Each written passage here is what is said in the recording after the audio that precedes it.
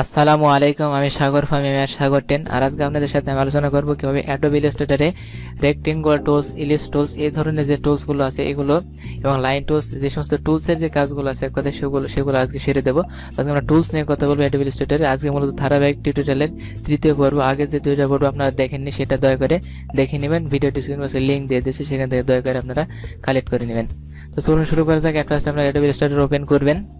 তো আমি আমার অ্যাডোবি ইলাস্ট্রেটর ওপেন করলাম, করার পর এখান থেকে ফাইল থেকে আমি এখান থেকে জাস্ট একটা পেজ নিলাম। একটা পেজে যে কোনো সাইজের একটা পেজ নিলেই হবে। তারপর এখান থেকে এই যে টুলসগুলো দেখতে পাচ্ছেন, এখান থেকে রেক্টেঙ্গল আমি এখান থেকে মনে করুন যে পুরো টুলসটা আপনি চাইলে বাইরে করে নিতে আসতে পারেন। তাছাড়া এখানে জাস্ট আপনার মাউসের রাইট বাটন না, জাস্ট আপনার যে লেফট বাটন আছে ওটা চেপে ধরে রাখলে এখান থেকে এগুলো বের হয়ে আসবে। তো এখানে দেখুন রেক্টেঙ্গল টুলস। তো রেক্টেঙ্গল টুলসের কাজ হচ্ছে এখান থেকে মনে করেন আপনি একটা রেক্টেঙ্গল নিলেন, এভাবে একটা রেক্টেঙ্গল তৈরি হয়ে গেল। এখান থেকে সিলেকশন টুলটা সিলেক্ট করার পর এখান থেকে জাস্ট ডাবল ক্লিক করেন কালারের উপরে। এখান থেকে আপনি মনে করুন যে কোনো একটা কালার চুজ করে দিয়ে কালার দিয়ে দিলেন, এটা কালার হয়ে গেল। তো এরকম একটা রেক্টেঙ্গল আপনি এখান থেকে তৈরি করে নিতে পারেন। তার আগে যদি আপনি কালার সিলেক্ট করে রাখেন হবে। এখান থেকে ফিল এবং স্টক আছে, তো আমরা আগামী পর্বে দেখবো যে ফিল এবং স্টকের কাজগুলো, কারণ আমরা কাজ করতে গেলে হয়তো বা কালার ফিল স্টকের প্রয়োজন হবে। সেক্ষেত্রে আমরা আগামী পর্বে এটা সেটা দিয়ে দেখবো, আজকে সে বিষয়ে কথা বলবো না। তো এখান থেকে দেখুন রেক্টেঙ্গল টুলস। তো রেক্টেঙ্গল টুলসের মধ্যে আপনি যে কোনো সাইজের রেক্টেঙ্গল এখান থেকে তৈরি করতে পারবেন। এখান থেকে মনে করেন ছোটো করলেন, এখান থেকে সিলেকশন টুলসের মাধ্যমে এখান থেকে আপনি যে কোনোভাবে আপনি যেভাবে টানবেন এভাবে জাস্ট যেভাবে সিলেক্ট করবেন সেরকম একটা রেক্টেঙ্গল তৈরি হবে। তো আপনি চাইলে সাইজ লিখেও দিতে পারেন। আপনি মনে করেন যে ক্লিক করলেন, ক্লিক করার পর এখান থেকে মনে করুন যে এই পিক্সেল অনুসারে এখান থেকে আপনি হাইট ওয়েট এখান থেকে সিলেক্ট করে দিলেন। আমি মনে করুন যে এখান থেকে আমি জাস্ট 250, আর এখানে মনে করুন যে এখানে জাস্ট 250 আমি দিয়ে দিলাম, তাহলে এটা বর্গাকার আকৃতিতে এটা হয়ে যাবে। তারপর আমি ওকে প্রেস করলাম, দেখুন এটা 250 আকারে এটা একটা বর্গাকার আকৃতিতে একটা রেক্টেঙ্গল হয়ে গেছে। তো এরকম সাইজ আপনি লিখে দিয়েও আপনি করতে পারবেন, আপনার সাইজ ইচ্ছামতো দিতে পারবেন। তো এখান থেকে তারপরে যেটা আছে সেটা হচ্ছে রাউন্ড। আমি এগুলো আগে ডিলিট করে দিচ্ছি, মনে করুন সবগুলো সিলেক্ট করলাম, এটা ডিলিট করে দিলাম। তারপর এখান থেকে মনে করুন যে এই যে জাস্ট সাইজ চেপে ধরলে রাউন্ডের রেক্টেঙ্গল। তো এখান থেকে মনে করুন যে আমি এভাবে রেক্টেঙ্গল তৈরি করছি, কিন্তু আপনার প্রয়োজন অনুসারে যে বাইরে যে এজটা দেখছেন না, আপনি একটু জুম করলে দেখতে পাবেন। মনে করেন আমি একটা জুম করছি, জুম করার পর এখান থেকে মনে করুন যে আপনি এই যে বাইরে যে এজটা দেখছেন না, এই এজটা আপনি কীভাবে ছোটো বড়ো করবেন। এই যে এজটা না, আমি এটা থেকে জাস্ট, তো এখান থেকে মনে করেন যে এই যে এজটাকে ছোটো বড়ো করার জন্য জাস্ট মনে করুন যে আপনি এটাকে মনে করুন কেটে দিচ্ছি এখনকার মতো, এখান থেকে কেটে দিলাম। তো এটার একটা শর্টকাট কি আছে, এই শর্টকাট কিটা আপনি ব্যবহার করতে পারেন। তো এখান থেকে আমি রেক্টেঙ্গল টুলটা নিলাম। তো মনে করুন যে এখান থেকে আপনি আগের মতো এইভাবে লিখে দিতে পারবেন। তো এখান থেকে মনে করুন যে যখন আপনি লিখে দেবেন তখন সেক্ষেত্রে আপনি জাস্ট ক্লিক করার পর এখান থেকে যে এই পিক্সেলটা আছে, এই 12 পিক্সেলটাকে যদি আপনি বাড়িয়ে মনে করুন যে আমি 30 করে দিলাম, এটা যত বাড়িয়ে দেবেন ততই আপনার যে এই যে রাউন্ডের রেক্টেঙ্গল, রাউন্ডের যেটা হবে এই রাউন্ডের মাত্রাটা বেশি হয়ে যাবে। তো এই রাউন্ডের মাত্রাটা তখনই বেশি করার প্রয়োজন হয় যখন আমরা বিজনেস কার্ড ডিজাইন করব বা অন্যান্য ফ্লায়ার পোস্টার যখন ডিজাইন করবো না, তখন আমাদের এটা প্রয়োজন হবে। এই যে রাউন্ডের যে কাজটা দেখছেন, এই যে রাউন্ড, এই রাউন্ডের যে পাশের দিকে যে বইয়ের ভাগে যে রাউন্ডে এটার প্রয়োজন হবে তখনই, যখন আমরা বিজনেস কার্ড বা অন্যান্য ডিজাইনগুলো করবো না, প্রফেশনাল কাজগুলো, তখন এটার প্রয়োজন হবে। তো আপনি এটাকে জাস্ট এখান থেকে এভাবে ড্র্যাগ করে নিতে পারেন, এটাকে জাস্ট সাইজ এই যে অ্যাঙ্গেলটা বাড়িয়ে নিতে পারেন। এখান থেকে আপনার ইচ্ছা মতো সাইজ আগের মতো লিখে দিতে পারেন। এটার মতো পিক্সেলে যাবে, তো পিক্সেল আকারে আপনি এটা দিতে পারেন। তো এভাবে আপনি যত খুশি তত মানে যেভাবে ইচ্ছা সেভাবে আপনি তৈরি করতে পারবেন। এখান থেকে আপনার ডিজাইনটা আপনার ইচ্ছা মতো বানাতে পারবেন। তারপরে যে টুলসটা আছে সেটা হচ্ছে ইলিপস টুল। তো ইলিপস টুলটা আপনি যদি এভাবে ইলিপস করেন তাহলে এটা ইলিপসটা কিন্তু ভালো রকম হবে না, ডিম্বাকৃতির হয়ে যাচ্ছে। তো ইলিপসটাকে যদি ভালো মতো করতে হয় তাহলে আপনাকে যেটা করতে হবে, কিবোর্ডে শিফট কি প্রেস করতে হবে। আপনি মনে করুন যে গোল বৃত্তাকার তৈরি করতে চাচ্ছেন, তাহলে আপনাকে কিবোর্ডে শিফট কি প্রেস করে এটাকে মেক করতে হবে। আর এই বৃত্তটা দেখুন, এটা কিন্তু গোলাকৃতির হয়েছে। হয়তো আপনারা যারা দেখছেন তাদের কাছে তো এটা গোলাকৃতির নাও লাগতে পারে, কারণ আমি এডিট করার সময়, ভিডিওটি এডিট করার সময় নিচের কিছু অংশ কেটে দিয়েছি, যার জন্য এটাকে একটু খুব একটা বৃত্তাকার লাগছে না, তার জন্য হয়তো বা। কিন্তু আপনি যদি শিফট আপনার কিবোর্ডে শিফট কি প্রেস করেন তাহলে এটা সম্পূর্ণ গোলাকৃতির হয়ে যাবে। তো গোলাকৃতির হওয়ার জন্য জাস্ট শিফট কি প্রেস করবেন। তারপরে যে টুলসটা আছে সেটা হচ্ছে যে পলিগন টুলস। এই পলিগন টুলসের মাধ্যমে আপনি পলিগন আকৃতি তৈরি করতে পারেন অধিক আকারে।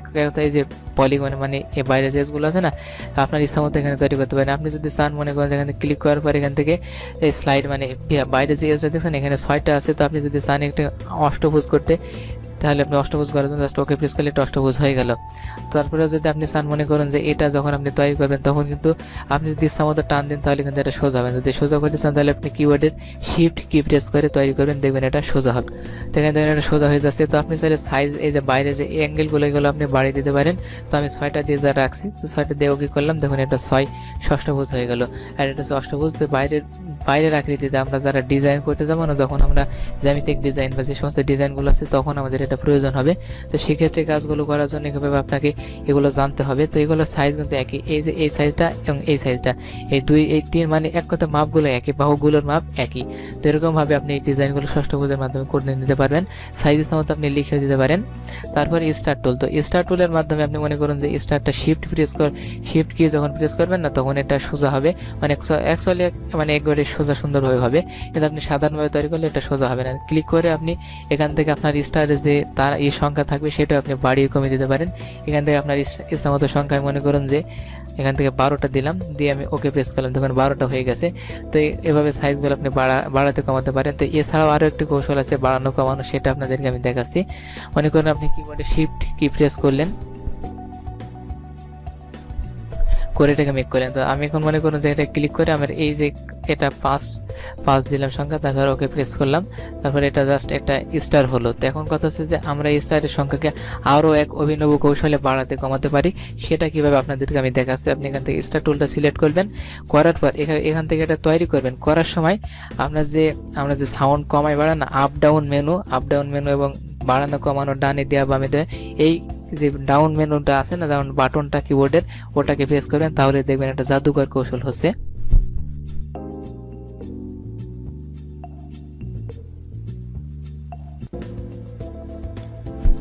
এখান থেকে দেখুন আপনারা তো দেখলেন কি, আপনি যদি ডাউন মেনু বাড়ান কমান তাহলে এটা দেখছেন না, ডাউন মেনু বাড়ালে উপরের দিকে প্রেস করলে বাড়বে, নিচের দিকে প্রেস করলে কমবে। তো এভাবে আপনি বাড়িয়ে কমে নিতে পারেন। এখান থেকে আমি সংখ্যাটাকে আবার আমি 5 দিচ্ছি, মানে 5 দিয়ে রাখছি, যাতে স্ট্যান্ডার্ড একটা স্টার মেক করা যায় আর কি।